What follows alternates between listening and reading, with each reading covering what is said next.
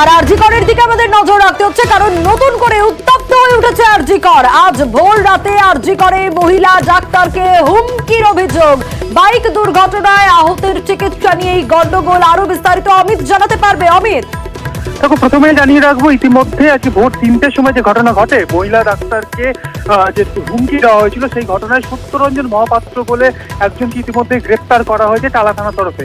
কি ঘটেছিল? পুলিশ সূত্র থেকে দাবি করা হচ্ছে আজকে ভোরবেলা আরজিকর মেডিকেল কলেজে যে ট্রমা কেয়ার, সেখানে 3টে নাগাদ একজন বাইক অ্যাক্সিডেন্টের আহতকে জখম ব্যক্তিকে তিনজন যুবক মিলে সেখানে নিয়ে আসেন। এবং সেখানে যখন তার ট্রিটমেন্ট শুরু হয়, ট্রিটমেন্ট চলাকালীন যখন ইঞ্জেকশন দেওয়া হয় রোগীকে বা আহত জখম ব্যক্তিকে, তখন তিনি চিৎকার করেন এবং প্রথমে তিনি কর্তব্যরত ডাক্তারকে তিনি অসভ্য ভাষায় গালিগালাজ করেন। এবং তারপরই তার সাথে থাকা 3জন যুবক, কর্তব্যরত ডাক্তার, নার্সিং স্টাফ এবং অন্যান্য যারা জুনিয়র ডাক্তার ছিলেন, তাদের উদ্দেশ্য করে হুমকি দেওয়া, তাদেরকে উদ্দেশ্য করে গালিগালাজ তারা করতে থাকেন। এবং পরবর্তী সময়ে জখম ব্যক্তিকে নিয়ে তারা আরজিকর হাসপাতাল থেকে বেরিয়ে চলে যান।